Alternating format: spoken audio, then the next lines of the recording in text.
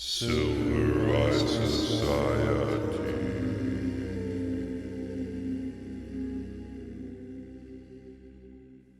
The Texas Chainsaw Massacre.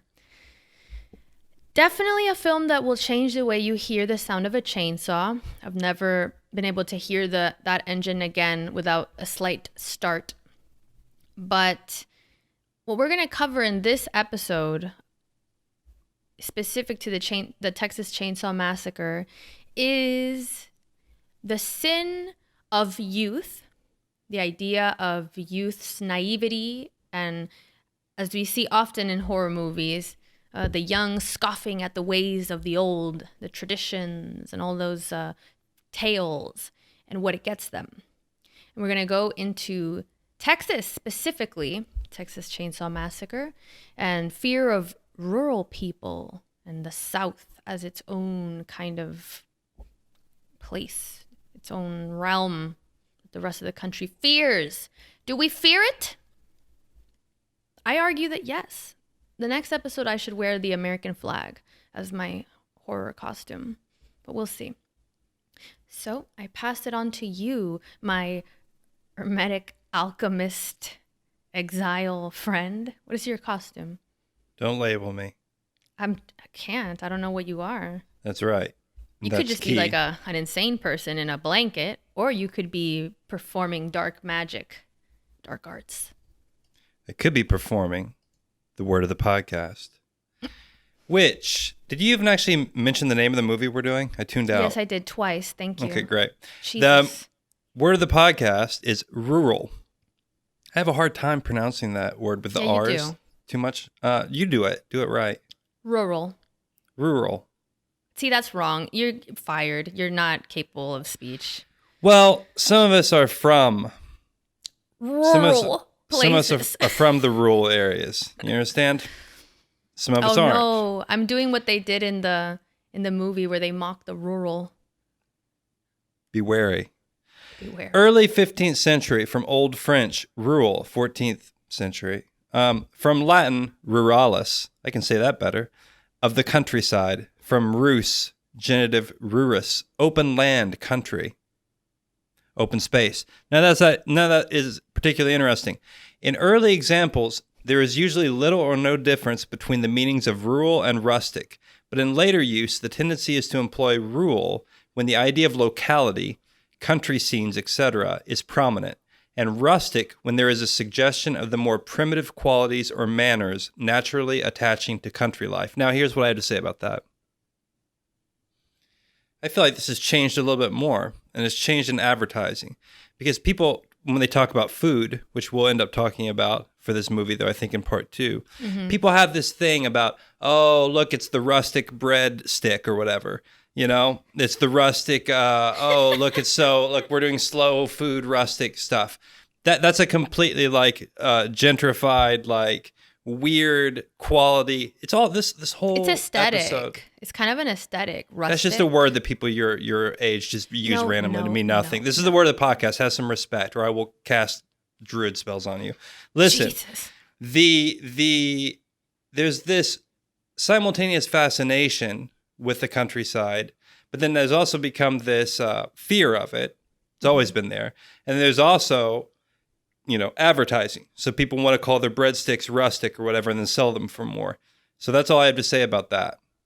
Man, someone burned you with breadsticks, and you had to pay double for some rustic breadsticks, and you weren't satisfied? I mean, look. I mean, how many frozen pizzas do you see that are labeled rustic? In a freezer. Aren't They are. What the fuck is rustic It's about the that? That's pizza. not. Yeah, it's not. It's not real. That's not real.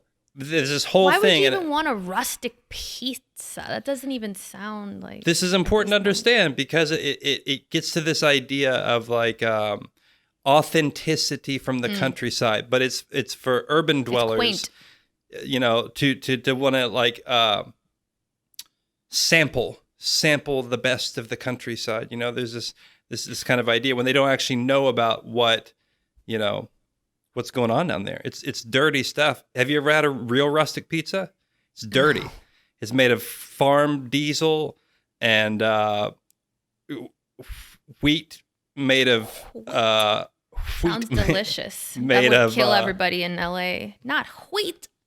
It's not real. I don't know. I've never actually. I know had it. it's not. I don't think you put diesel in pizzas.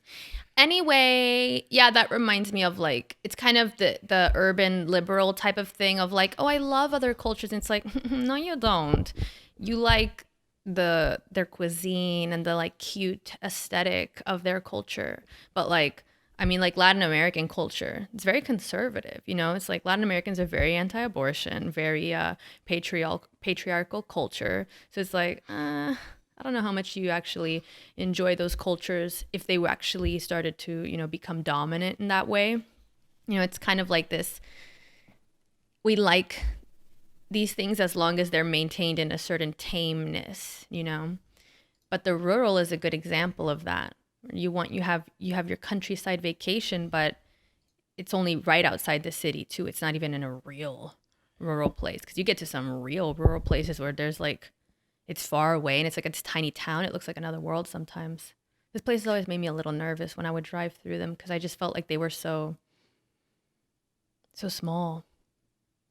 So what is you seem to be like mad at I hate Democrats when you do this. or urban elites or something. You came right off the beginning. I like with this, it. It's funny. Yeah. But what's your thing? So it's like you've been vax passported to. Well, yeah. I mean, you want to radicalize somebody, start asking for their papers. I guess like everybody has to remember that I'm in LA and you're in Florida, so you're very like relaxed and like, what's wrong? What's wrong? And it's like I'm living in a weirdo dystopia.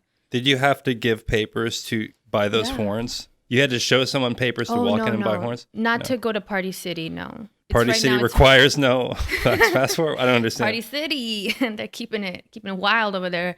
No, you don't have to do that. You have to Wait, what? Show. Why does that make sense? You don't. It doesn't. That's the thing. It doesn't make sense. You can walk into Party arbitrary. City. So you can walk into Party City right now and just Party do whatever. City, spread coronavirus, spread it all over the place. But where do you have to go to? Museums. For some reason, it's museums. Here, I will tell you.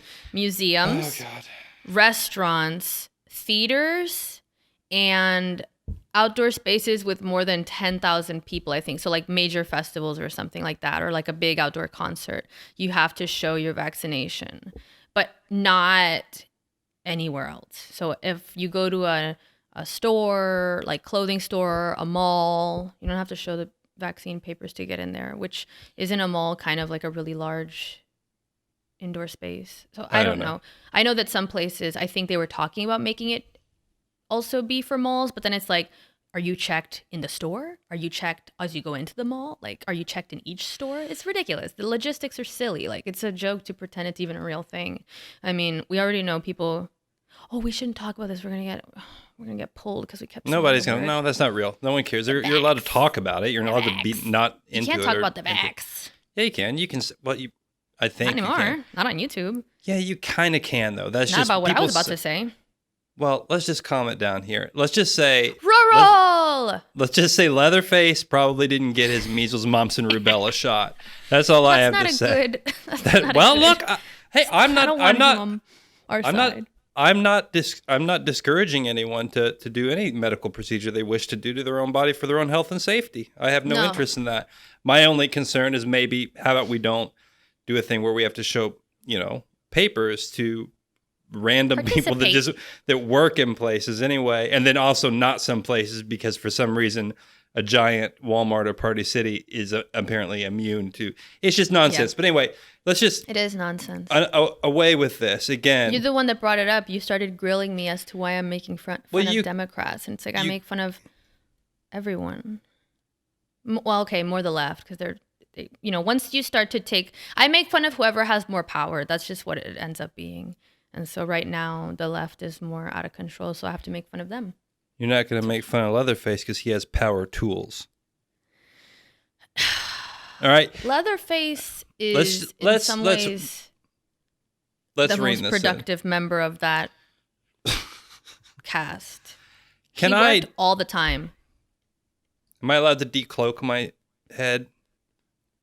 I don't think you should. Why should I ask you? You're not the authority. Looks better. You're not the cloak passport. Just look like you have a Snuggie on if you don't. I like this cloak. I may just start wearing it all the time. It's actually very Looks comfortable. it's kind of comfortable, you know. Okay, anyway, let's go on to disrespect for the past and the sin of youth. I really like this topic and this theme. This is one that recurs in basically so many horror movies. It starts with young people joking and being disrespectful of some old idea or tradition or place in a town. Sometimes it's a graveyard or something like that. I was watching Hocus Pocus last night, and it starts out the same way. The reason that the witches come back from the dead is because there was this young California skeptic character that comes to the old house that they had their witching tools in, and he's like, "This is all fake. Watch." And then the girl that he's with is like, "Don't do that. I don't think you should do that. We should leave. Don't do it." And he's like, "It's fake." And he lights the candle, and they come back and terrorize the city because of his youthful hubris. I don't know what Hocus Pocus is, but You're too old. it sounds terrible. But this is my. No, don't say that. You're embarrassing the podcast. What is it? It's a Disney film. Okay, it's a yeah. classic. So let's Silence. I don't care about this at all. Silence. It's a classic. Is it a film or a cartoon? No, it's a film. It's a Okay. classic. Look, it's when Disney actually made things that were legitimately good, like in the 90s. The movie's from 93. So it's actually delightful. Thank you very much. Okay. Anyway, so that's Child's Play. This was I mean, my it is point for children. anyway. It's good. So good. I'm glad that you got a little bit of something in on this. Now let me explain it to the adults. Disrespect for the past and the sin of youth. All right. You need someone with a beard like me to explain that. Do you understand? Not someone who's talking about Disney movies. You better So- stop. Well, I'll This is never a be disrespect for the past. stopped. I'll never be stopped. All right. So put my cloak back on. Look, we're doing the best we can here. All right. Are we? Are we? Well, Some of us are. What is the psychological meaning of the theme of young people exploring abandoned places or like old decrepit houses? it is the past. Do you the understand? scene. Do you want to talk only at the same time, or would you like to work that out? I'm saying that in Texas Chainsaw Massacre, they go to, which is presumably, I believe it's the grandmother's house. It's one of the character's grandparents' house. And they go into this old house and say, "Oh yeah, this is where grandma died, probably in this room, I think."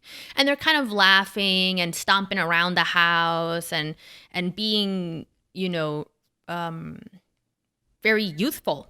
There's no sense of gravity for this old house that contained lives and is so historic. It's kind of just this fun house for them. This this thing to defile in a way, because I think they start like, one of them is like making out in it or something, stuff like that. So, all the characteristic hallmarks of people that are about to be given a rude awakening. Yeah, well, you pretty much covered my brilliant point, which I had written down and stole it. So that's fine. The circle is completed ultimately in this film. Because all that's right, and that sounds really good. I wonder who wrote it. Oh, that's really good. Literally, with eyes, what happens in the movie. So if that was your brilliant conclusion, you're not bringing your best to the silver eye lately. Just taking my notes here, just reading my notes here. Your cloak is maybe absorbing your powers, and you don't realize it's a cursed cloak. At the completion of this is that the shadow side of the grandparent, the grandpa, he drinks the blood of Sally, the lone surviving young person, in order to kind of revitalize the dead. And so there's this circle, this kind of circular theme. The youth go into an abandoned place. It is related to them to some degree, kind of distantly, as the Franklin house, right? And they're apparently on this road trip anyway, just to go check out. It's a little unclear. They're kind of on this road trip to check out why there's been bodies disinterred from a local cemetery. So don't forget about that part. One of them, they thought it might have been their grandparent. That's what Franklin, which is, I believe, the character that's in the wheelchair. I think his name is Franklin. Yeah, but they also call it the Franklin house. I don't know about the writing. Maybe there they just call him by his last name then. Yeah, it could be. And then Sally, that's their grandfather, I believe, because they say like grandpa used to work in the cattle industry too, and so they thought that he had been dug up. But I think when they went there, they were told no, he wasn't. But it's like, wait, was he not? So it's this idea there of like the past being literally dug up. And so they come, I think, to see whether he was dug up. I don't know if they're clearly going somewhere else after that, but they wanted to stop at the old house. And so that's how they end up there. All right, go there, and they'll never escape. That's the reality. They never escape. Sally does. Spoiler alert. Anyway, so this is a theme, as you rightly pointed out, though you used a lame example, some Disney movie, of horror movies, which is that the youth go into a place which is semi-sacred based on time having passed. And also there's this element of the familial. There's this element of family there also. They disrespect it. Usually in a horror movie, this gets tied up with sex. So a lot of times, like, on those, especially 80s slasher movies, it's going to be about the youth, running around, frolicking around with each other and all that, right? Mm-hmm. And then they get punished for that. So that's a bit of a different theme, but that is part of this kind of thing that's going on. The young aren't concerned about the past. It's a joke to them. It's all that kind of thing, right? And so, but it comes back, if not properly dealt with and respected, they're punished for that. And again, this perfect example of this semi-dead grandfather figure drinking the blood of the young person, So with that scene, like that idea of this cyclical theme, so the youth disrespect the past, but as atonement for that disrespect, the past predates them, like is like in a way cannibalizes youth. And I think there's something there in this sense of like a broken cycle, because the idea that the healthy alternative would be the youth that respects their past and the traditions of the past and whatnot, and therefore it does not require that punishment because they actually heeded the warnings. And so they would not be kind of cannibalized by their past.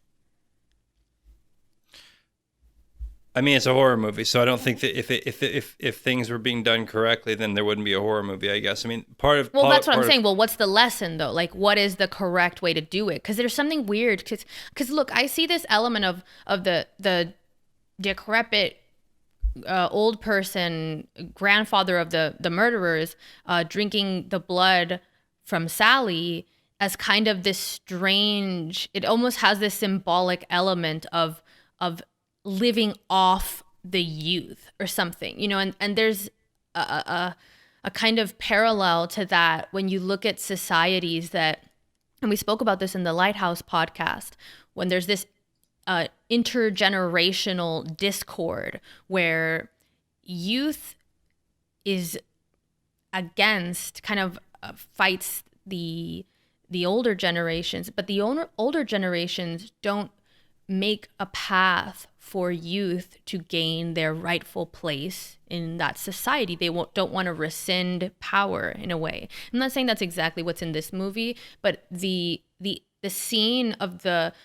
old person clinging to life, and there is this element of him clinging, right? Because they're like, grandpa, hit her, here, take the sled, and he can't even hold it, so it's like it's almost this desperate attempt to cling to some little power that he once had over victims. Now he doesn't, so he instead is drinking the blood of youth, literally.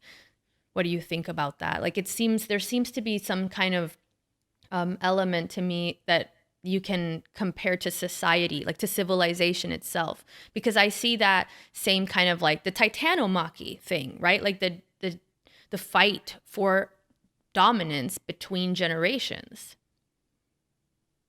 No, I think that's right. I think that's a theme that's always there. Whether or not it's, and yes, and that concept of Titanomachy or generational warfare between generations, in essence, is what it is. Now, with this, you get something a little bit different because you get a kind of, and this maybe is kind of a segue into our broader ideas of the urban versus the rural and that divide. You know, these youth, these hippies, kind of hippies. They are, though.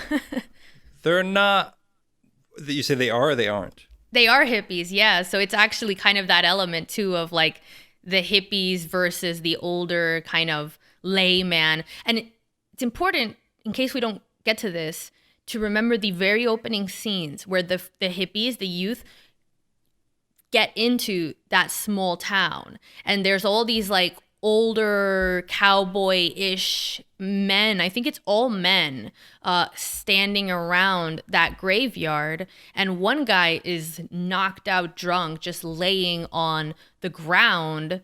But he's saying, I think, something along the lines of something, you know, cryptic and ominous about, I have stories to tell, or I have something to tell, but no one listens to him. Well, that's And a common theme is you have the either crazed or intoxicated prophet type figure that is giving a warning and not listened to. And that's a theme that goes all the way back to mythology, or all the way back to Greek myth and all those kinds of things. So that's that. And then you are correct. So they go into that first part. They're having fun. There's nothing wrong with having some fun. Riding around in your van having some fun, solving some mysteries, you know? There's nothing wrong with that. But you see a lot. This movie's really, really, really good in a lot of ways, because you see a bunch of different things happening. One of the things you see happen, and this is going to tie into this kind of weird tension and fear between in real life and in film and story between the countryside and the city, which is, remember, they get out of the van and this big old cowboy comes up and kind of grabs the girl and is like, come over here, sweetheart, or some, you know, says some country stuff and like kind of brings her off, you know. And there's this undercurrent of, there may be a strange psychological undercurrent of like, there's some sort of kind of like, what would it be called now? Toxic masculinity or whatever, you know, that it's inherent to the countryside. And because the hippie dudes aren't really like, you know, that's a little weird if you watch that scene clearly. Like I think that's one of their girlfriends, right? You don't just let some dude grab your girlfriend's arm and like pull her away. It's just a little much, right? And a lot of these things, that's why this movie's so fucking good, is because it does this very subtle kind of in your personal space, a little, you know, and it gets way worse later in the film. But so there's that. I mean, there's also something about the fact that these are people that are only one generation removed from that, in theory, right? Well, two, I guess. Their grandparents' house was there. And, you know, also there's this question of like, if your grandparents' house was there, next to, really close, next to the cannibal people, like you would have thought, unless they just became cannibals recently, you know, you'd think there would have been some sort of warning passed down to the family. Hey, those old Leatherfaces, stay away from the old Leatherface place, you know. But that's not true. And what's interesting about that is, you know, in theory you have this, and I'm just kind of thinking as we go here, but you know, they knew of a path down to the water hole or whatever. Yeah, apparently. Franklin did. That is relatively close to this house of danger, you know. Now, granted, here's another thing I'm sorry, I'm kind of wide ranging, but this cloak is, you know, making me wide ranging. Visionary. So there's a couple of things that's interesting to me. in terms of film, the farmhouse actually does not look very frightening at all from the outside. In fact, it's not the motif of the haunted mansion or the decrepit house. See, they're the ones in the decrepit house. The one next door is the one that's all decrepit, right? They're going to find help to find gasoline. And that farmhouse where Leatherface hangs out and his family, it looks kind of nice from the outside, you know? You know what's funny though is that one of the things I noticed of the house when they first go to it, the first two that go up to the house looking for gasoline, everything looks nice, and I don't mean nice like manicured obviously, but it looks like a quaintly farmhouse. Nothing, not blood on the walls or very clearly degenerated wood or something that it's like, oh, this place is maybe abandoned. Also, it does not look abandoned, but if you notice, there's a shot where the swing is in view, and even the swing looks fine. But if you look at the metal chains that hold the swing, they're really rusty. And so that was one little detail that I noticed that was like, the house looks outwardly functional and upkept, but if you look at the normal parts of it, or like the details that function, like the chains that move the swing, if someone actually ever sat on that swing, those chains are rusted. So that's like these little details there. So if you want to get real speculative, just for fun, you can do this in a movie if you want to. So, a lot of this is just made up, but so a rusted chain is iron, right? Iron is a major product of blood. The color even of rust and that kind of, there's a chemical process for it or whatever, reminds us of blood. So now what I think actually probably happened is as a filmmaker, you go into a scene, you're just trying to pick up things that work. One of the things, a brief thing, I know we don't like to talk about the actual films that much, but this one deserves a little bit. A lot of the horror is during the daylight.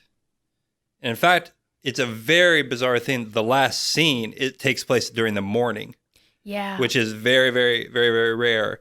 And my guess is that partially, and this is total speculation, I don't know, is that because this is a low budget film that was financed basically from a friend, it's easier to film during the daylight because you don't have to rent all the equipment for lighting. They probably already had to film all that in the interior or anything. But anyway, this is more the filmmaking stuff. One little note for people that are fans of this film, and someday I'm going to do this. That farmhouse was around is it Red Rock or Round Rock? Round Rock, Texas, which is just a bit north of Austin, I think. And that's all become a huge suburban, like that's its own city now.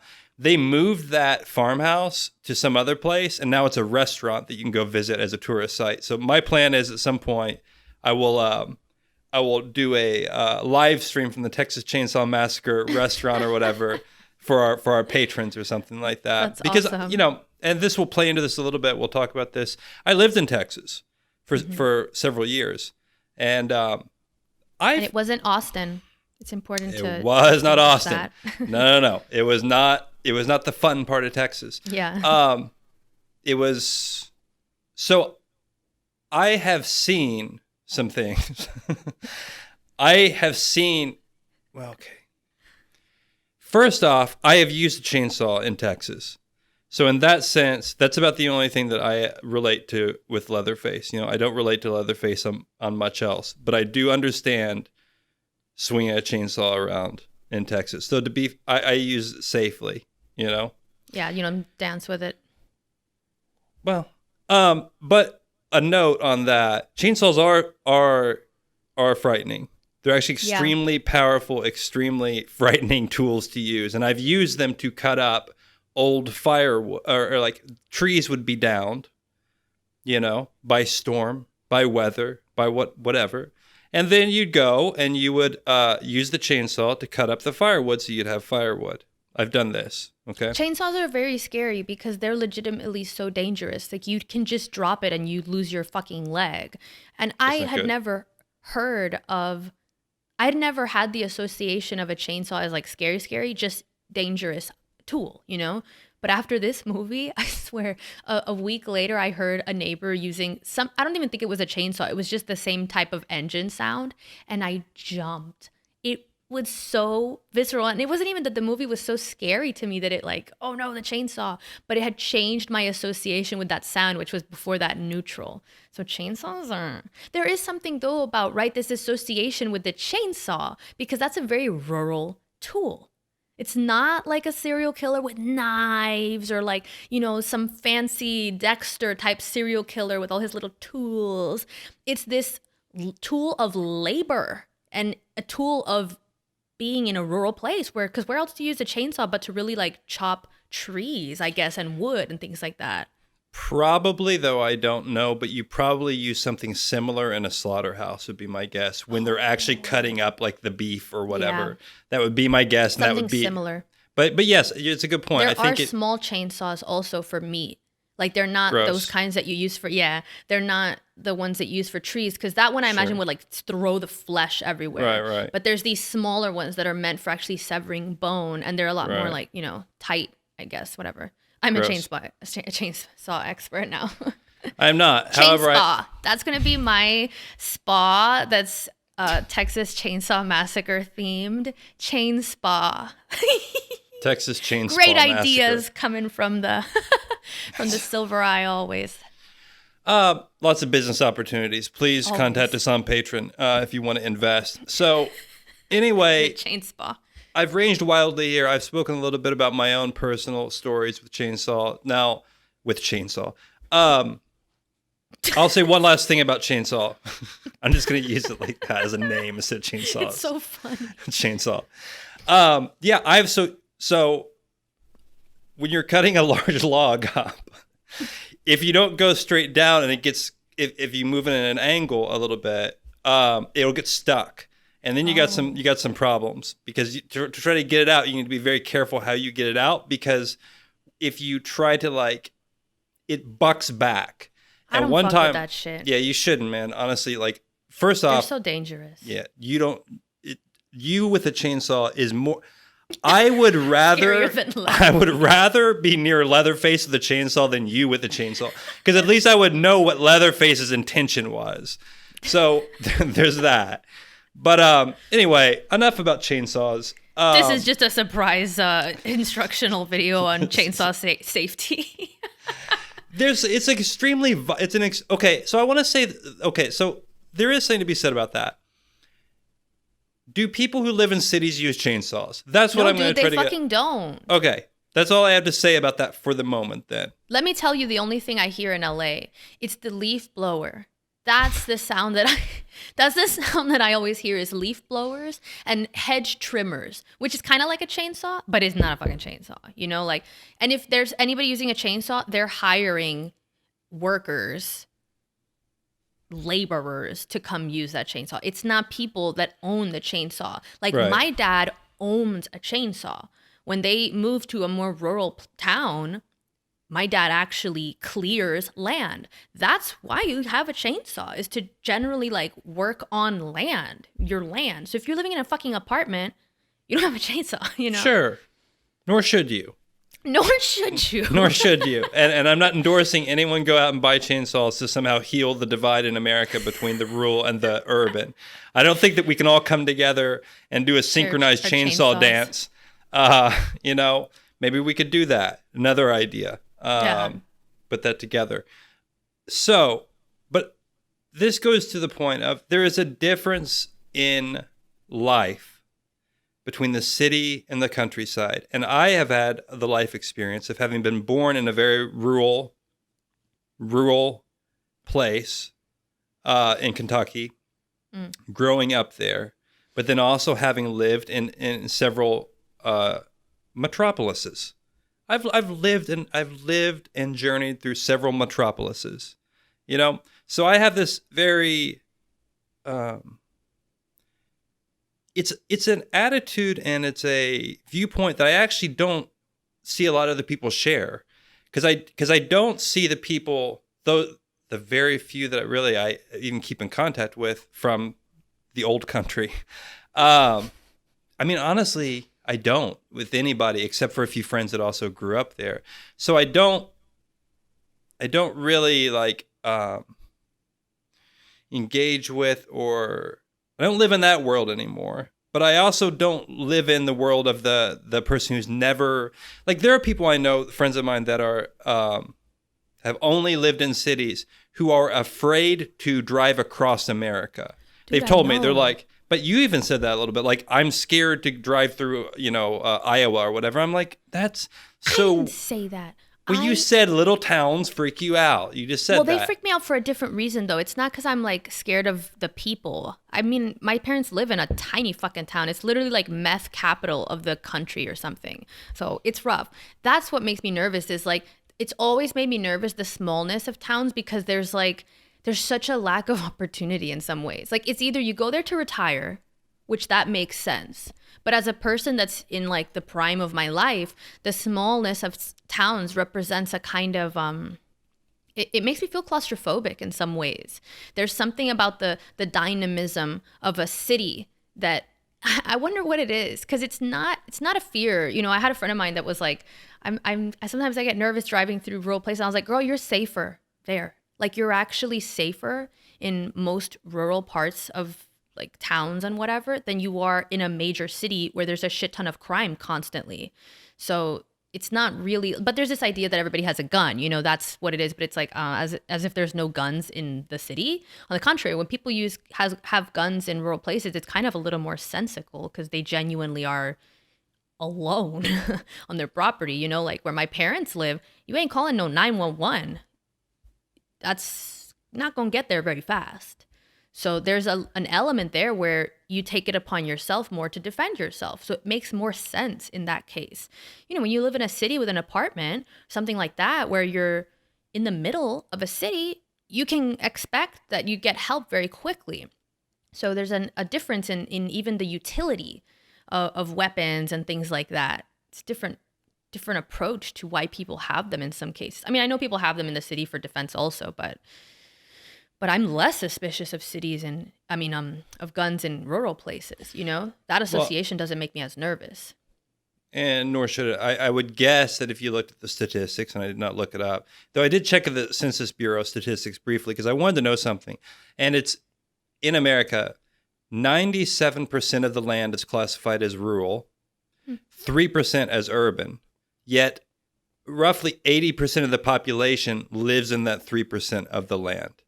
So 1 out of 5 people live in what they classify as we'll say the countryside, because I don't want to use the word rural anymore, because it embarrasses me to speak with my the traces of my backwoods accent. I can't be taken seriously by the urban elite watching us on YouTube. So the mass of the population lives within cities. And my guess would be, though I did not look this up, and if we're briefly talking about weapons and guns, partially the reason more violence would take place in cities is partially because there's more people. So, I mean, if you're talking about an absolute number, you have more people, so you would have more gun violence. But that's part of it, I'm sure. Like, that's generally what I expect, is that it's just because there's more people in a smaller square footage. So first of all, those people are just going to fight with each other more. There's something about small towns, the space, that tends to make people a little less aggro. You know, you just have less chances to have those kind of encounters. But as we've discussed also, like before, there's an element of rural places and gun ownership. God, we're going to get ripped off of YouTube real quick. Now we're talking about guns and gun promotion or whatever. But it's just like, you don't play around in rural places. Like, I don't know, there's kind of this sense that like, you go onto someone's land, you're getting what comes to you. And that's part of this film also. But that is part of this film. But again, from someone who lives, has lived, that's really not, that's part of this kind of thing of like, most people don't just open fire on you if you walk across their yard. That's not really how people act or do. Now, there are some squirrely people that will do that, but there's places in cities where people do that too, you know. So that's part of that. I grew up as a child, like I shot my first rifle when I was probably 7 years old. It is part of when you grow up in like it's just part of the thing, like, you know. But and it's also, and I did not experience this, I didn't want to, Hunting culture is another thing that obviously doesn't exist in the city, that does exist. That's a lot. That's true. That's a lot of why people actually have guns. It's not because of defense, though there is an aspect of that. But a lot And of not it is even because just of hunting. I mean, if you have livestock and animals, you usually have some type of weaponry in case you have to defend those animals. We never needed to have guns for like to defend from animals, because we only had chickens for a while on my parents' ranch, and the animals, we don't have like wolves or something. But if you're in a place where there's actual predators, what are you going to do? Call 911 if your dog is getting attacked by a coyote or something? Yeah, there were a lot of coyotes in Texas on the ranch, when I was there. And then there was also, There's actually coyotes here now, which is kind of funny, because it's like now you're seeing one of those reasons why people might actually have weaponry, which is to defend against genuine predators. Because there's a lot of incidences with coyotes attacking dogs. Like I've spoken to people that's happened to. Sure. And what are you going to do? Like if you don't have any weaponry, I guess you go up and you kick the coyote or something, but I don't know. I don't want to speculate on that. But whatever. I'm not saying that people immediately shoot you if you want your land. But look, nor do I think you should have nor do I think that a good idea is to suggest that people in Los Angeles should arm themselves with rifles to fight coyotes off, because that's a recipe for disaster also. But look, the point I'm trying to make about people they don't shoot you if you walk on the land. But one of the things that's always been interesting to me about when I would be around my parents' place, that's definitely in a rural area, is that pretty quickly whether there's a problem on your land. Like it's not in the city, like in the suburbs, especially in the city, there can be people right outside your house and you can't really do anything about it. Like you don't know what they're up to totally, and they're really close to your house. Like they can be basically in your front yard, and that's okay. So there's something creepy there's always something that disturbs me a little bit about how close people live in cities and stuff like that. When you have acreage, if someone's walking around your acreage and they have not told you what they're doing and you don't clearly know what's going on, like they don't have a UPS uniform, that's a whole different scenario. That becomes immediately ominous and threatening, So there's like a different vibe that comes with having land. Like it's just, there's that distance. That distance is almost baked into the way people socialize. You know what I mean? Like the proximity that you allow people to have to you without needing to know their intentions or what's up is different when you live on larger parcels of land, which makes sense because you're trespassing essentially within a much larger span of distance. You are trespassing. You can be 5 acres apart and technically be trespassing if those 5 acres belong to someone, whereas you can be 12 feet away from someone's house and not be trespassing at all, which is weird when you think about it like that. Yeah. I understand what you're saying. I still think that you suffer somewhat from the transplanted idea of someone who's lived in a city and then occasionally visits a rural area. And I know that you want to get that feeling or whatever of being the what God else do I have to do to be accepted in the rural community? I've lived I lived for it was over a month in Vermont with a wood burning stove, which granted I had to ask you to make sure I wasn't burning down the house. But I mean, I've been in rural situations, but my parents is also a rural situation. Vermont was really rural. It's no, my parents also lived down a dirt road. I was going to say that's the same. But I mean, I haven't lived for long periods of time in a rural place, but I have experience living in a rural place. I mean, my parents lived in a tiny town on 5 acres, I think, for over a decade. It's been over a decade. So I mean, It's fine.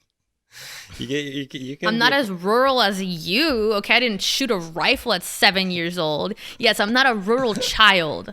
I'm a convert. Folgers coffee cans. What it was, those old blue aluminum Folgers coffee cans. That was target practice. And you throw that out down by the lake. Now you put it down, down by the lake, so that when you're shooting the coffee can, the bullet then you pollute the lake instead of pollute the lake. I know, I'm just being annoying, but this is what you would say. Yeah, well, no, you do that so that it doesn't flicker. doesn't hit anyone. There needs to be a clear pathway behind the target, so you're not just randomly shooting onto someone else's property. Well, anybody that knows anything about a gun city slicker knows that. I mean, well, you think that all the country people are like, as soon as they spy someone walking across their fence line, they just open fire. Yeah, I know, but that's what I'm saying. Is that's not actually, people don't really like do I'm not that. fucking saying that. You're a danger you're a danger both to the city and the countryside. You exile yourself to the suburbs where you belong. Well, no, that's because I would be like not in the rural community either, because I would shoot someone too quickly or something. But we probably shouldn't speculate. We actually probably should stop speculating. The old hag that lives in the forest type of thing, As long as you had internet. I gotta have a job. I'm not ready to start slaughtering the youth and selling them at my local gas station. Those are some rustic sausages they got for sale in that gas station. So that is some that is rustic. Very rustic sausages that gas station attendants got cooking up. There was something I wanted to say about a transition that I think is going to occur in the near future, because I like to consider myself just say it. I like to consider myself a dilettante futurist. I like to dabble in futurism. I think that probably has to be my... Didn't you just now buy a phone that was 10 years old when you bought it? You don't know what futurism means. A futurist is somebody, basically like a science fiction writer who tries to make themselves be taken seriously so that they can give ideas about what they think will happen in the near future, and then people pay them. So a psychic. No, not a psychic, you fool. A person who's like, I imagine bubble trains or whatever, and then some TED Talk or whatever invites them to be like, the future of bubble trains. The train's made of... That's a thing? That's a futurist. Oh my God, that sounds like so pseudoscience. No, it's not. Listen to my futurism. Listen to my... I'm trying to get a good mesmerism. Get my cloak back on. Yeah, that'll help. That'll help you be taken seriously. I do all my prophecy. I do all my prophecy with my cloak. Oh God. Ow, damn it. This is okay. We are having some technical problems here. Damn it. That cloak is against you. That cloak is not for you. Anyway, skipping past your futurist. No. While you fight with your cloak. Listen, Nostradamus had a... Fuck. Dude.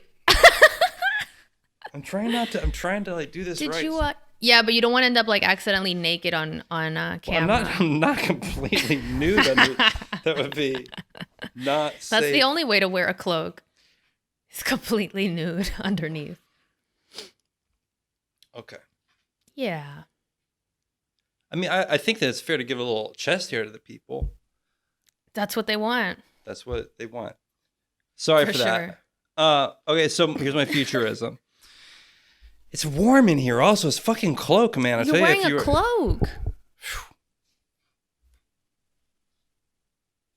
I can't. Hold on.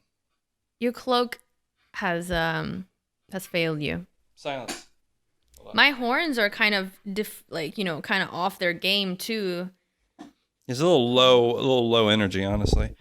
Trying to, like who, me or the horns? Yeah, well, you got a little like, I thought it was going to be low energy. I thought this was going to be a thing, and you're like, well, I'll just buy a headband with horns on it, Well, hey, buddy, all you have is a cloak, first of all, and I tried to do my spooky intro, and you're like, so you didn't even let me get into the mood. You shut my shit down. So here you go. Now you get this like red scare, whatever vibe from me. Peer into the future, for here is the future. Imagine a day when people who live in the countryside have high-speed internet. Starnet. I don't think that's what it's called, but something similar to that. It's called Starlink, isn't it? Oh, shit. Right. Silence. Well, Starnet is probably the internet. Silence! Peer into the future. Peer into the future when country bumpkins can surf the internet at high speeds. Now, I'm joking, but I'm not joking. Because think about this. This is one of the big parts of the rural divide. Give me my lighting. One of the big parts is not having access to the internet. No? I mean, that is a big part when you live in the countryside. And if we assume that is there a tag in this cloak? I don't know what you're doing. You are truly, your cloak looks like a rain jacket now. Fuck. Yeah, where my parents live. I'm trying to make a good point. Place, I can't even watch Netflix there because the amount of internet that we get is like, how do you say rationed? The internet is rationed out to us. And if you go over it, you have to pay extra. Can you imagine? It's really because I have lived there. I really don't like that. I can't That's imagine. the one thing that makes it very hard is like, I need to watch movies. You know, Is you that can't what you watch need a to fucking do? movie. Wow. For Christ's sake, I don't chop up bodies like Leatherface for fun. I need to do something to relieve my stress and anxiety. I can't even watch a damn movie. What I have to do, make puzzles, whittle figures from wood or something. I have whittled in my youth. I have done it. A small pocket knife, and you whittle a stick. You know. Shit, I want to fucking whittle a stick, but I also want to watch a movie sometimes. So it's a problem. Look, it's get not a problem. the fuck Listen. together. Put your cloak on, make the prophecy, and let's get going. We need to get to something else. The prophecy. LBJ. The prophecy is that Starlink, or whatever it's called, satellite internet is coming. Now listen, I know it was a kind of a joke, and this is a failed wardrobe and all this, but here's a serious point. If the economy actually does, if the economy is based on information, whatever you want to call it, the information superhighway, then I actually predict a fairly large change taking place economically and politically when people, remember 20% of people in America, 1 out of 5, live out in what's characterized as the countryside. Now imagine when they have high-speed internet. Imagine both the glories and the horrors of what will happen when the countryside is illuminated more so, you know, and these different cultures, because they're two different cultures. There's more than two. There's a bunch of different cultures. I actually think that it's going to be. I think it's going to be a substantive change. I mean, do you think they're really kept off the internet that much? Like they really don't use the internet that much? Well, it was okay. So when I lived in Texas, the best thing I could get, and this was let's see, up to 2012 roughly. So that was like 9 years ago. But anyway, like you couldn't get anything. Because you have to understand, cable lines don't run down rural highways at all. So you can't get cable internet. I had to use this thing that was just some guy made up, his company. He made up this company. And it was him and like this kind of like cousin of Leatherface, helper or whatever. And they did the internet around there, and they set up a system of like these things in trees that shot signals back and forth. That would then they would have they had to focus it in on your particular address to get you a thing. And so I mean, yeah, it's pretty bad. Like it doesn't really work. You couldn't. And I don't know what it is now, but it's not great. You know, like Elon Musk is going to bring the countryside to the modern day with Starnet. I wonder how much that would affect the culture of the internet, because the internet is super kind of lefty, you know, and like all these tech companies, they're clearly lefty. So if you have all these rural peoples migrating to the online world and they can be there all the time, I mean, sorry, that's probably not good for them. Like that's probably why they're in some ways more sane at this point in some ways. But it'll be interesting to see what happens then, because that is going to be a culture shift on the online world if it's really that much of a a significant hindrance that people in rural places are being kept offline so much. You just told me you know that it is, and even in your limited experience, when you visit the ranch of your parents and you try to watch But I can Netflix, use social media. I just can't use Netflix. Like, we have internet, but you couldn't it's you couldn't do a slower. podcast. Like, we couldn't do a podcast if you can't can't. upload. You have no connection. So You're I'm right. telling you that there's a bunch of things just because of the speeds and That's the true. availability and the cost, because the cost is a lot higher also Yes, it with that is. stuff. And like you said, it's metered, obviously. When there is Yeah. unlimited and faster internet this is my prediction. When that day comes, however that day comes, I think that you're going to see a change. I think that maybe it won't be massive, but there'll be a change when that happens. I mean, information technology, the speed of the internet, all this is instrumental, supposedly, to new economic growth. And I mean, I think it is.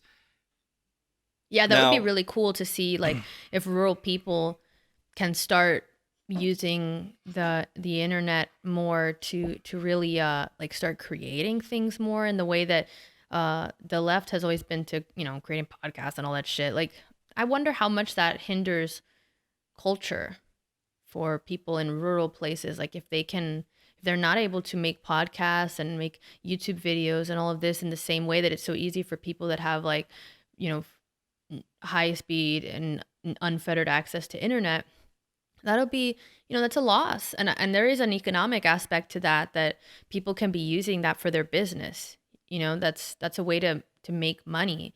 And rural places often suffer from lower economic standards generally. So if they were able to kind of connect to the global market more readily, who knows? I mean, there's another prediction here, which is I absolutely believe you're going to start seeing people from the city try out country life. I'm already on that tip. I want to get the hell out of this Papers, Please dystopia. There's like needles on the ground and like every corner smells like piss. Why? It's fine. It's fine for now. But ideally, because I'm not tied here for a job, why not live in a place where you have more space? You have nature outside. You have a yard. Like, it's so nice. So I have a sense that people are going to start realizing that now that we're able to work online so much more, and now that online is becoming more available in places outside the cities that it maybe was not before in the same way, that option is now available in a new way. Now, of course, there are a lot of drawbacks that I don't know if city people are ready to give up, like Postmates and shit like that. And rural places do not always have the best restaurants. That's one of the true struggles, is that cities, you have great fucking food and you have so much of it and you get it delivered to your house. So there's all these little, that's city living. Like, that's actually one of the legitimate things that you get in a city. So you have to give that up to live in a truly rural place. Like with my parents, there ain't no Postmates. The restaurants, there's a few good restaurants, but they don't even compare to like an average restaurant in LA. And they're more expensive too, because they're like the ritzy restaurant of the rural place, and they're still on average to like LA or Miami even. So I don't know. We'll see if the city folk want to weather losing their Postmates. Yeah, we'll see. I understand that. Look, I am not here from the Rural Development Council or whatever to suggest that living in the country is also somehow great or better. There's actually a lot of downsides to it also, and it's not all everybody in the country is great and all the city people. This is what I was trying to get at. I don't want to go too far over on the other side, because there's a bunch of idiots that live in the country also. I grew up there. I know there's a bunch of people that are like related to Leatherface that live there also. There really are. I have been around them. I disdain them and their attitudes as well, but it's not all that. That's all. I just think there's a lot of people who see it, who are from the city that just assume that everybody's Leatherface. And all I'm trying to say is that it's not everybody. It's like 10% Leatherface, and you get you get city slicker Leatherface. There's plenty of Leatherfaces that live in the cities also, Probably more. Who knows? But anyway, I'm just trying to say that, I get it. I understand, because Texas is also an open carry state. It's weird to people. I get it. They go and they see, and it's like they go into a store and they see someone carrying a gun on their waist, and it kind of, and like, even me, like, that takes me aback a little bit when I first see it. Like, if I'm visiting or I'm back there or whatever, like, it's a little bit like, oh yeah, right, that's the thing. But it is different. It is different. But I just feel like some people have the sense that, like, you go into Texas and it's like everybody's just like shooting up in the air, in the saloons and stuff and all that. But that's really not what it is. Now, again, I do want to say, there was a time I was out, just journeying around by myself, like driving around. Sometimes you do that in the countryside. There's nothing else to do. So you just drive around some old roads, and just look around. And I was up way out. And I saw something which was really disturbing. Someone, they had massacred a bunch of coyotes. And they had strung their bodies up on a barbed wire fence. It looked like Texas Chainsaw. Like, when I saw it, I was like, this is the Texas Chainsaw Massacre. And this is driving, forget about 30 minutes from a big city. This is 30 minutes from a paved road. This is like just driving out into a long way away. And I was like, that's gruesome. I mean, it was a gruesome thing. Now, apparently this is done there, I was told, to warn off other coyotes. Right, because they smell the corpse and then they become afraid and they run away. But it was gross, man. And it was also, there was something brutal about it that was unnecessary or something. It felt weird. No, but it's so funny though. It felt like a weird ritualistic like thing. Well, and it is. That's turned the thing. around and I got out. That's always like, that's this very tribal thing of like and medieval or whatever it is, like put the head of your enemy on a pike, right. We've done that forever. So it's kind of funny to do that against another species, because it's interesting that the coyotes actually respond to that. That's what I'm fascinated, that there's actually this, because if there wasn't that, then okay, the person's like a psychopath then. Like, they're truly just they are coyote misogynistic. What would be like misogynistic against coyotes? Coyoteism. I don't know. Coyoteistic. Coyoteistic there. Whatever. They just like genuinely hate coyotes and they're just fucking them up for no reason. But if there's actually, the coyotes can actually say, hey, clearly something fucking happens here. We should not hang out around here. Then that's really just like of this ancient thing. And it's crazy that it might even transcend species. Well, I don't know what the truth is. Maybe that was just something that they think is real or not. Yeah. But there is, there is we're going to get into this, I think, in the other episode too. About the animal stuff? Yeah, and slaughter and all that kind of stuff. Yeah. But there is a sense of, partially, I think it's in terms of animal life. When you the countryside, you're closer to it in some ways. I mean, in every way. There's, one of the things that is so crazy to me living in the city that I've realized, I do see coyotes here, which is crazy. And like having experiences with coyotes, like coming after dogs, like I've had that. And that's very crazy too. Because I never had that living in Miami. Like there's no predators in the suburbs of Miami. Even if you go out into more rural parts of Miami, like where there's just more land, there's still no like coyotes really or anything like that. Here, there's actually coyotes, so that's a little different. But there's something about not even having to worry about like stepping on a snake or anything like that. That's very, when I live in when I've been to places that are more rural and there's just more animals around, it's so much more, it's just another world. Like it's like two worlds colliding at that point, because you have a lot more going on around you. In some ways, the city is so sterile because everything is paved, first of all, in most of the areas of the city.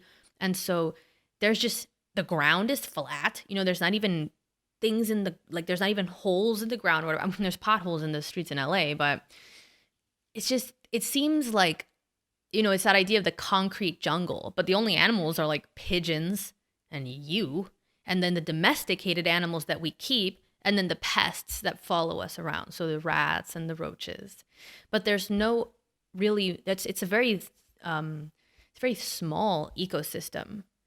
And bacteria, I guess, and viruses. That's the other thing that is always accompanies humans in the city. And maybe not so much in rural places because you're just not on top of other people in the same way. That's why pandemics tend to be scarier. Like the movies always put it in a city, because it's like obviously that's where it's going to transmit faster.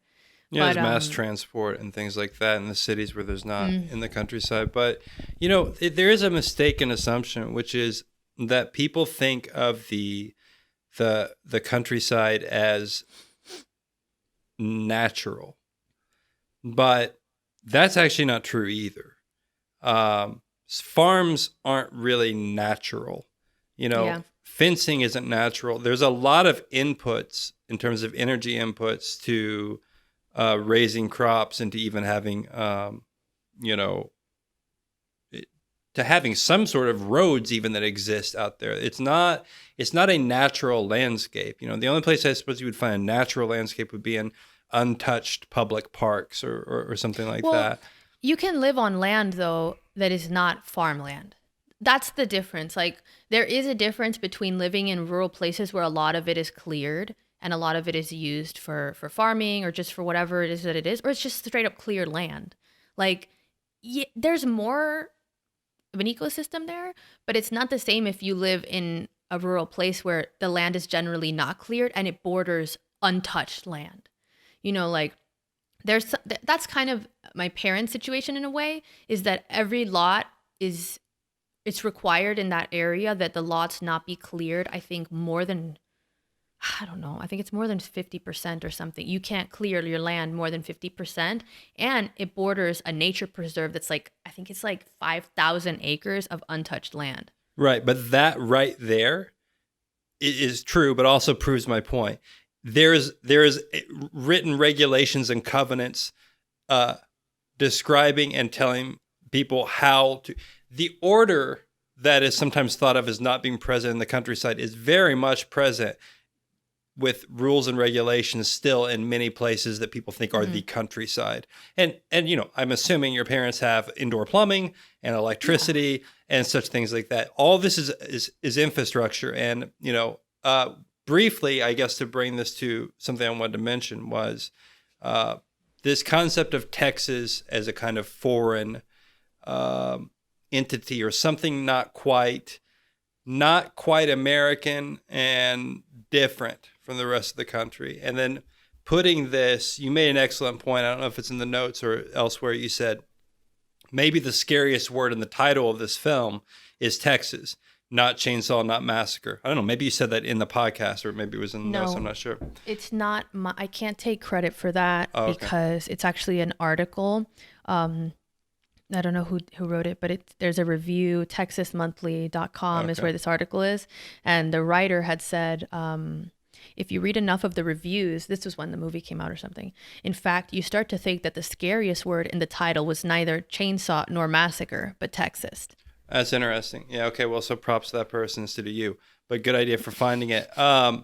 So briefly, and again, because I've lived there, there's a couple things I want to say about it. They set it out at the beginning. There is this problem and perception, and it's true. It is actually true about the countryside, and this is a negative aspect of it. It is very insular. It is very, many of the people have the exact reverse fear of people that the city have of the countryside. So I know new people from the countryside who was like, I'll never set foot in New York City. As if it's some sort of just alien world to them. And I remember I would say to people, this is a city, there's roads and people and trees. It's really not, they're just like New York City, then it's just like, it's to them, it's just something completely outside of their experience, and they're afraid of it. They don't want to go there. Go ahead. There's also this back and forth between those two cultures or lifestyles, where the countryside tends to view the city as immoral, dangerous, degenerated, but the city tends to view the country as equally degenerated and immoral by their own moral standards, which is, oh, they slaughter animals and they shoot and they hunt, and there's all the negative stereotypes of like, oh, there's incest or whatever, like, oh, those more like harsh views of countryside folk. And so that's an interesting thing, though, that kind of they both have that fear of each other. So I want to try to, I want to say something specific to Texas, and then I want to kind of generalize something about horror movies and the rule. Texas and hill country, which is roughly speaking, like things south of Dallas and north of Austin and a little bit west of that, but really closer to Austin. LBJ, John F. Kennedy's vice president and later the president, he, during the Depression, so much of that area of hill country, which is where this is filmed, had no electricity. And there was some a quote or something I read somewhere where it says something like, in 1937, and this is around the time, I believe, where LBJ started this program, where he started this program to really get electricity out to the countryside. And yeah, sure, if you want to read the quote, feel free. Now, ready? Thanks for your help. The situation created a chasm between rural and urban lives. City dwellers had enjoyed electric illumination for generations, and in 1937 could watch the Disney hit Snow White and the Seven Dwarfs in air-conditioned theaters. The people of Johnson's district lived much the way the settlers of the 1850s had. Okay. You're living the way the settlers of the 1850s had with that cloak. No, they didn't live this way. Yeah, more like the 1550s. That's right. So a brief also note about Texas. There's this sense of Texas as being something different, I think, because, it was first part of Mexico, and then, but a lot of the Western United States was. And then, though I think California was its own republic also briefly, if I'm not mistaken. And this is true of Texas, and they really push this, and the people, who live there really like this. And they have these Texas star symbols a lot of times, with the years of when they were the Republic of Texas. It was its own country before it got rolled into the United States. And there's a lot of history to this, and we don't need to go into, but for this podcast. But so I think there's something in the American psyche in relation to Texas is like, you're not quite, it's a little, they're so not quite American in some ways, right? And you do see this, like, I won't call it excessive. They, judge for yourself. There is certainly a sense of Texans of like, we were a country once before, and we can be a country again if it requires it. Now, there's another openness to secession. You always hear those conversations every election year about like, we're gonna secede or they should secede. Also, like it's from both sides of like, you should just not be part of the country, which is funny considering that history. And there's another aspect of this in relation to Texas and the Texas Chainsaw Massacre that I think will be lost to some people that are younger, and even to myself, but I like history. So this film came out in 73 or 74, roughly around that time. JFK, LBJ's, the president before Lyndon Baines Johnson, was assassinated in Dallas, Texas. Most every American knows this history. I believe that was 65. I don't think it was 63. 65 was November, I think, 65, he was assassinated in Dallas, Texas. Now, this film comes out only 8 years later. Within the American psyche at that time, there's definitely this sense of Texas and Dallas in particular as being, well, first off, vaguely somehow responsible for the death and assassination of JFK. And there's plenty of conspiracy theories to go around that one can check into, about several prominent, or let's say a prominent Texas family who was not necessarily born in Texas, but came from a different place. There's a lot of conspiracy theories, obviously, that around that event. And Dallas was a very, I'm not an expert on this, but it was a very hardcore anti-communist, very, very, very deeply conservative place. And so I think that on the broader, and this still resonates today with people, there's this distrust of the place in that area, or distrust about how strong the bonds of loyalty are between Texas and the rest of the United States. All of that plays into this film, of that sense of the foreignness of the place, but it's beautifully coupled and with the theme of the urban people moving throughout the countryside. So we've gone quite a while. Should we roll in maybe should I just briefly touch on fear of the other point, and then or do we want to do another? No, I think you should. You can just briefly include that in. Okay, so I think you can. Yeah, I think so. So while there's this distrust and there's this fear between the countryside and the city, and again, this is a generalization. There's lots, again, I come from both kind of worlds or whatever, so I don't have that. A lot of people don't. A lot of people don't think about it. It really does play a part in a lot of the life of the nation, though, and you see it play out in politics a lot. But anyway, yeah. So I kind of tried to distill some of the themes or ideas maybe about this kind of fear of the rule. And I do actually have quite a bit to say about this, because I also spent a decent amount of time in Transylvania, Western Romania, out in the countryside, collecting old folklore stories from people that had not been anywhere near even what like a small town would be here, and but we'll skip over that for now. And I'll say there's this, you see it in this character of Franklin when they pick up the hitchhiker, and the hitchhiker cuts his own hand. And then later, on purpose, and then Franklin says something like, "It takes something for a man to do that to himself." He has a weird voice. I'm not going to try to do it. But it's this weird almost admiration for the kind of archaic violence of rural people. He knows that that's demented, but there's also this kind of I don't think I could do that. And that tension exists a lot of times.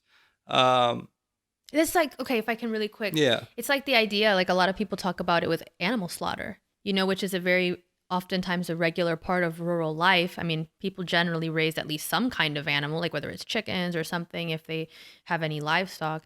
And that's always something. I mean, my grandma, she used to slaughter her own chickens. She wasn't a farmer, but I mean, this is Cuba, so it's definitely a little more on the, you're not going to the store for food. So there's a lot more of you're raising your own food in some regard.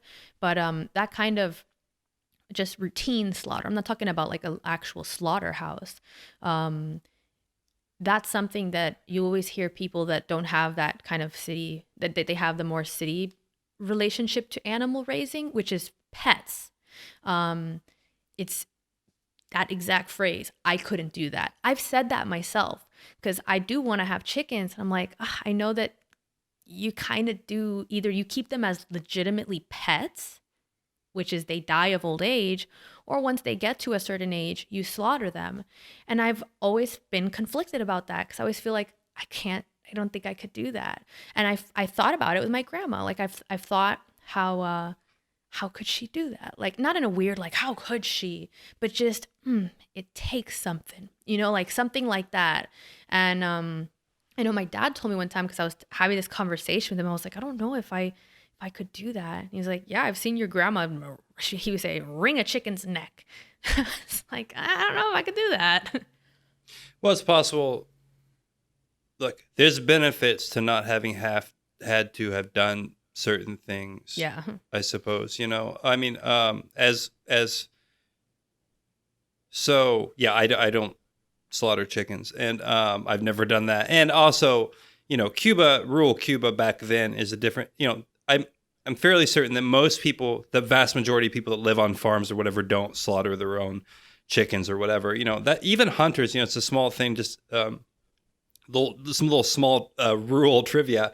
Even hunters don't often process their own, like where I grew up back in Kentucky, people hunt deer a lot. Yeah. They don't process their own deer. They take that to a factory, essentially, a small factory usually, and that's processed there into meat and that kind of stuff for them. So yeah, most but people, even the hunting would be one of those things that you could say, I don't know if I could do that. Sure. Like there's these differences that they seem to have that same language used about them. No, where it's I not agree. just like, I don't want to do it. It's like, I don't think I could, is the way it's framed. Right. And I saw that even in myself, I never wanted, I had no desire, even though I lived in that area, things had developed to a point where things were more modern. I had no desire to ever go hunting. I never did it and refused to do it. It just wasn't something I wanted to do. Mm-hmm. Never. And, a lot of people my age and never got into that. And then there's some people that are real into it, which is fine. That's their choice. It doesn't, but it's, so that's a good point, and that does exist. I do think that there's something to be said, I think, which we'll talk about maybe in another episode with all, it gets very complex. There's another aspect to the horrific nature of the rule is that there are these kind of internal customs and laws that as an outsider you don't understand. You're not quite sure what the rules are, and I'm talking realistically and within the movie, when you go into a small town, right? That's part of the kind of fear that I think people have. There are different customs. There are different ways of speaking to each other and to relating. If you go into Tennessee and Kentucky and you don't hold a door open for somebody, you're like, yeah, that's different than if you do that in a city, which you're not really expected to do that. I mean, in fact, you might even be, that may not be looked down upon or whatever. It'd be weird maybe, like if you're in a big city to do that, it might seem sometimes like almost overly polite to the point of being within someone's personal space, whereas it's just simply what is done in smaller towns. There's so many little things that are different. Where I grew up, you wave to everybody that passes you on the road, even if you don't know them really. Like when you're on your road, and that road could be miles long, to go to wherever you're going, you give a little wave. That's just, it's interesting how there's these customs like that, because that's actually something that sometimes is done where my parents live in that rural place. Not everyone does it though. And that's like that kind of overlap, because some people aren't, like some people have vacation homes there, right? And some people, it's like, it's not as insulated of a community, I guess, in a way. But that's definitely something I see. Like my dad does that when we're driving. They do that kind of like just with your hand on the steering wheel. You go like just like this. And it's and there are those little customs like that you're like a crazy person if you do it in a city, because people are like, what the fuck are you looking at me for, type of thing. Well, it doesn't really make sense. But in a city, I think I always had this weird theory that that there's a lot of reasons people do that. Mm-hmm. Partially, well, one I would say is it shows that you live there. Like there's a sense that's why people don't do it in the city, because it's like we're not in the same community in a way, because it's too big to have that sense. Like you would wave at your neighbors if you're in your neighborhood and you recognize your neighbor. Maybe some people don't even talk to their neighbors anymore, but that is something that we would do in Miami. Is like the few neighbors that we did talk to. We didn't talk to every single neighbor on the block, but like we knew the neighbors and those we would wave to. But you can't wave to every person that drives down that street while you're driving down it, because you don't actually know if they're even your neighbors, if they're even in that community. There's something about the smallness of like a rural area that it's like, you must be part of this community. And so there's that kind of like acknowledgement of, we're both here. There was also a weird theory that I always had, which was that especially up in Kentucky, where you have hills and not quite mountains, the area where I was at was more hills, but a lot of winding roads like cut through limestone, hairpin curves and stuff, and especially in the winter. There's a couple of reasons. First, you do it to get people's, it's almost saying like, yeah, I'm good. Like there's a thing of like, I'm good. And there's also this weird thing where you have to trust people in a way more with their, because just in driving in landscape, and I saw this in Romania also, even though there's some squirrely driving there, you have to trust the other person when you're going around a really tight turn and you can't see the thing coming.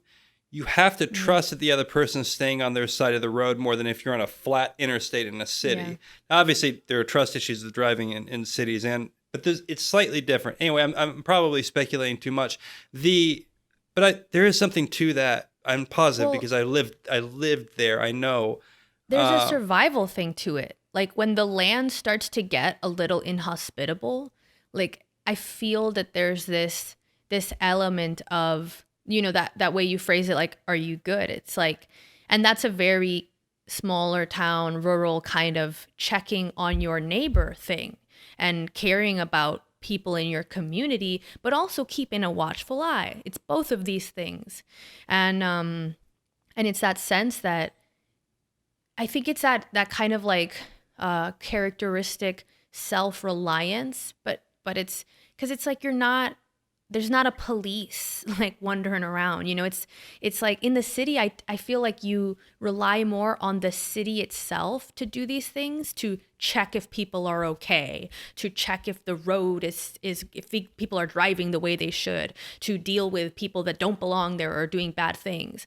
In a smaller town, in a more rural culture like that, it's almost like people take it upon themselves to take a little more ownership of like looking out for each other in every way that plays out. And this is so important to my suggestion, and is a light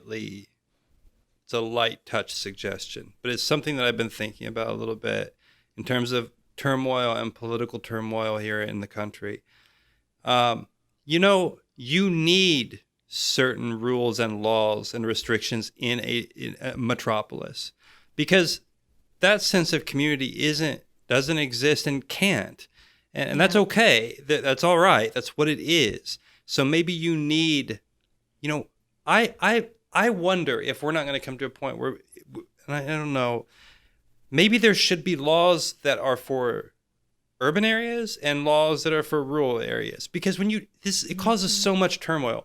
You get like with the gun rights stuff, you get so many people that would probably agree on a lot of stuff, could agree on a great deal of stuff, but there are these wedge issues, and they break down a lot on lines that are urban and rural lines. And I'm saying maybe we need to look a little broader and think about the context of not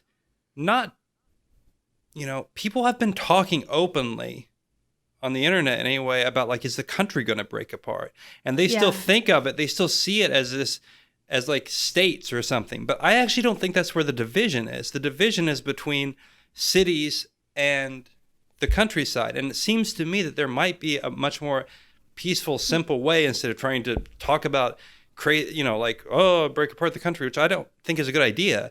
No. Like maybe we could just find a way to recognize that there are differences and different needs in different places, and then structure the law somewhat like that. But anyway, I'm not a lawyer, I'm not a politician, and that's beside the point. I'm also not. Yeah.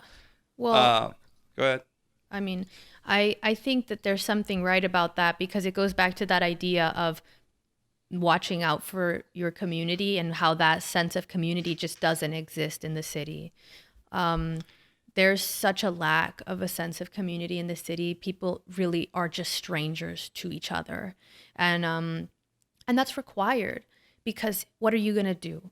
Say hi to every person you see in the city? Like, it's actually, there's a hardness, and it's that stereotypical like rude New Yorker thing. Well, what are you going to do? Wave at every person that walks by you on in Times Square? That you'd be insane. Like, you cannot.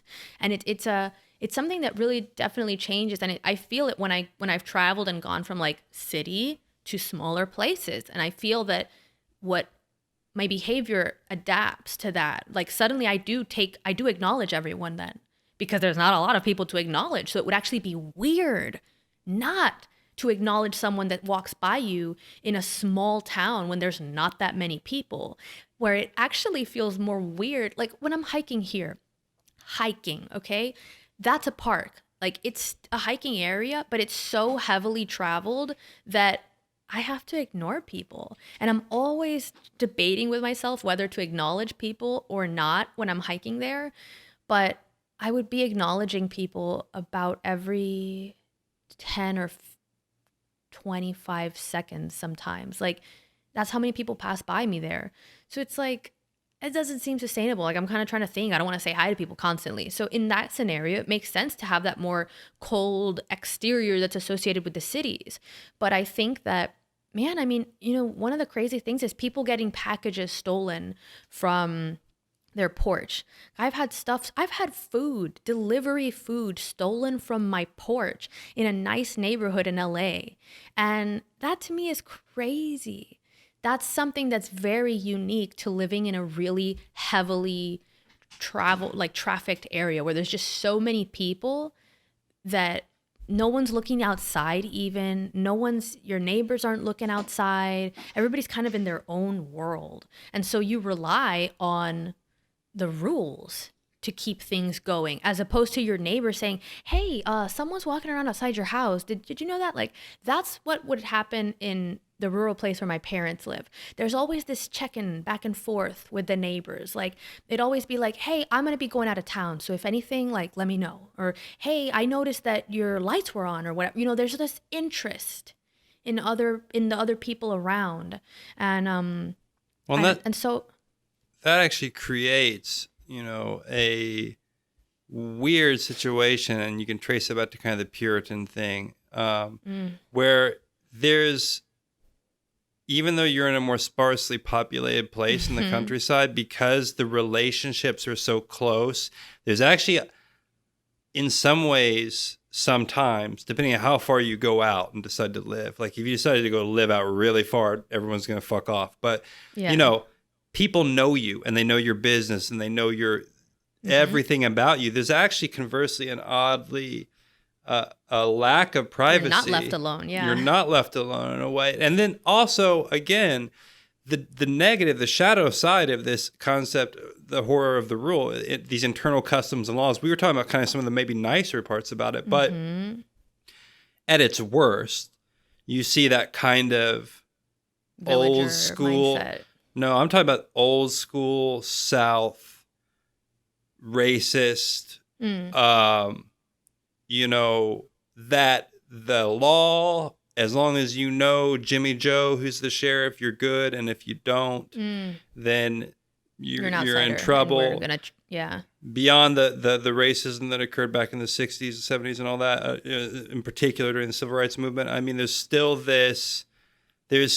the downside of a kind of tribal, by custom, who you know, and that goes on everywhere in some ways in the city and the rural. It's who you know that's in power, but that's the dark side. And then, of course, the horrific dark side is it's taken to its farthest extent. It's what you get in the Texas Chainsaw Massacre is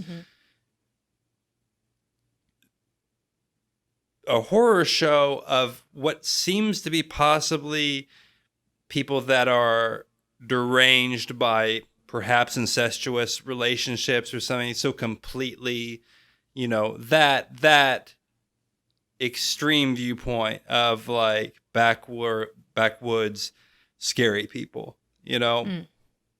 And I'm assuming there's some Leatherfaces out there, you know. I mean, actually, I know that there are some. I know that there are. You know, I know that there are. I've seen.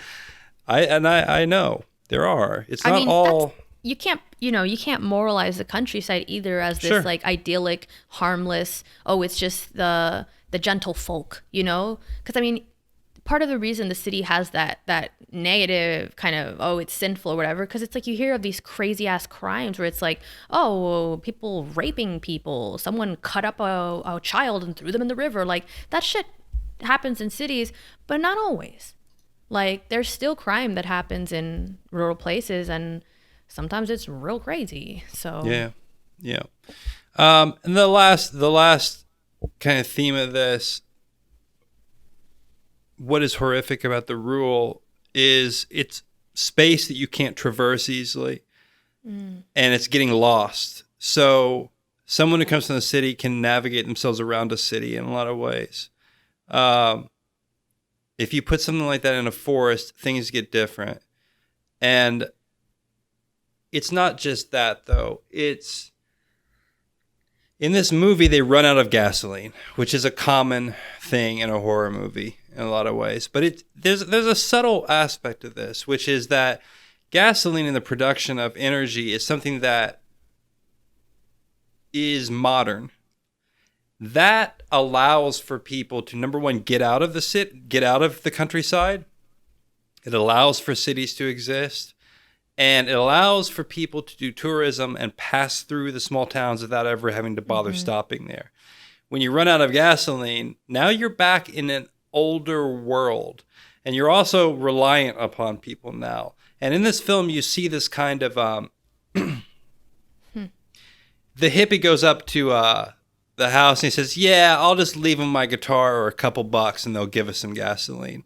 It's like just obvious he's going to get whatever. You know, like... Number one, Leatherface doesn't want your guitar, you know, for gasoline, you know. But this is this kind of like it's almost like an entitlement in a way, in the sense that like just you expect that you will be returned back to that state of freeness to be able to move out of this place. And it's like, I guess that that naivety of the city life, right? Where you become so dependent on these developments that you can't even imagine not being able to have them. Like it's just so obvious to you that, well, we'll stop at the gas station. But what happens? You stop at the gas station, and the gas station is actually one of the murderers. It's the guy that they're selling what is implied is like cannibal meats in that gas station. And so it ends up being like that idea that you could just fill up and keep going is in a way the trap. And he probably has gasoline, right? And he just tells them he doesn't. Yeah, he doesn't kill everybody, yeah. Well, remember, he says, I'm out of gasoline, you'll have to wait. Yeah. It's weird. I don't know. Doesn't he tell them to like go off? Like at first I thought he tells them to just leave. But then there's this weirdness to it where like he seems to be working with, I mean, he's clearly part of the family or whatever. He's just the cook. That's one of the greatest lines at the end. You're just the cook. But so there's this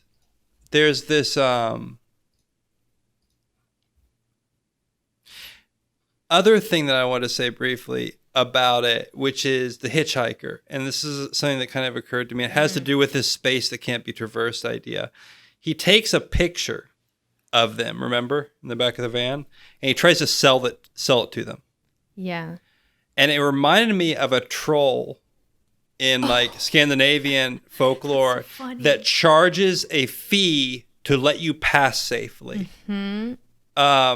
It reminded me very much of that motif, and which is a motif of travel and of fear of the forest and the countryside. So you need to move through a place, you pay liminal space. If you want to get fancy. Yeah, that's actually that idea, right? The world between worlds. And it's completely transient, it's insecure, and anything goes in a way because you're in between worlds. Limbo also is that idea. Don't pick up hitchhikers, especially if they have Polaroid cameras, and they're trying to sell you tourist shots. Yeah. Don't do it. But number two, he is this kind of, like I said, he was this kind of troll figure. It's a little weird to me why he does that. But then when they refuse his photo, he sets it on fire. And that's very much a kind of very old magical, like a magic curse is what it is. Oh, okay. And then it's also kind of like, I saw it also as this foreshadowing of like something bad to come. That's because it's a violent action, which is why it also is this curse also. And then you really want to get crazy, he's using gunpowder, it looks like, to do that. Which that's is right. So you get this whole thing. Like a spell almost, like very, which is also one of these, if you want to go back into that rural idea, there's always this idea of like folk magic that is distrusted, whether it's voodoo or the hill people type of thing, that idea of, the witch that lives in the forest, whatever. So that there is this kind of distrust of that, this weird ritualistic or pagan-y type of movements that he does. Well, and it very much, when you go into the house, there's all that continued with all these bone art installments. I mean, obviously the more elaborate work, I don't know if that was Leatherface or his brother or whatever, the more elaborate work they're doing out at the cemetery. And sometimes, they have that couch that's like, I mean, that's what makes this film, by the way, scary. It's not the blood and gore, which there actually isn't that much of. Yeah. It is the set design. But so that looks very much like some sort of pagan artifact, or prehistoric magic religious thing. These bone statues and all that kind of stuff. Even the chicken in the cage like that looks very much for sacrifice, because you don't keep a chicken in a cage like that. That is not where you keep a chicken unless something's about to happen to that chicken very soon. That's a very strange kind of, that chicken is meant for sacrifice, not for tending, No, yeah, I think that's clear. I think that's clear. And then you get the symbol of blood painted on the van. That's Yes. I mean, that's blood magic. That's like, he cut his hand and he put and Franklin's trying to be like, Franklin's a smart one. And you point out in the notes here that something about Franklin, which is, if you'd like to go ahead. Franklin is liminal. Yeah, Franklin is kind of this liminal character that recognizes, somewhat understands, and also has one foot in that prior rural world. Well, maybe not a foot, one wheel in the rural world. But there's something, though, about him being handicapped that prevents him from fully going off with his modern friends. He is quite literally kept back. He stays downstairs in the old house. He can't go upstairs with them and laugh and move on. He gets stuck down there. And there's something about that imagery, even that unable to climb up with them, that he stays down to the earth. And he wanted to leave also, was the thing. He wanted to leave before Sally was like, I'm going to go look for the keys in the middle of the night. Like, one of these scenes where it's like, can you please? But so no, it's key, actually. It was a great point. And you put it well in the notes, but I saw it also in the film. There's this, he can't enact the fun rituals of the youth because of the problem with his body. And but that gives him a certain wisdom and ability to see into what is potentially going to happen. It's not entirely so, because he has this, you see also this resentment for his situation. And understandably so. He's suffering from whatever it is. Yeah, and they're leaving him behind too. And they're leaving him behind, and they're treating him, they try to kind of treat him okay, but he's not part of them. He's not. There's a thing there. He's the younger, or I think he's the younger brother of Sally, who's like, the girl with the boyfriend. And so he's kind of brought along and tolerated in a way, which is kind of this interesting element of bringing along one's baggage, one's past or something that's kind of embarrassing sometimes, but it's still family. So there's this element there where he acts as this link between the past, their grandparents who lived in that place, who lived in that house, and then the younger, more hip generation that Sally is very clearly part of. He may be older than her, actually, because... Yeah, I don't know. I don't remember. I didn't catch that. But that's right, because remember, he knows where the path is down to the water hole where to go swim or whatever. Even though, again, things have changed now. The water hole is gone. It's just a pit. It's I mean, I don't know how intentional they were, but there's actually a lot of symbols and things throughout almost every single scene of this. Yeah. And it's done really well to where you don't have to think about it. It just is what it is. Mm-hmm. That's why this is an excellent film in terms of and it is considered one of the first slasher films. And it kind of is. I mean, it is big guy that's squirrely with a mask over his face, basically massacring young people, which would be carried on through many different films. But this is smarter and better done and really lives up to an art film in a lot of ways. Oh, yeah. But yeah, so Franklin he knows.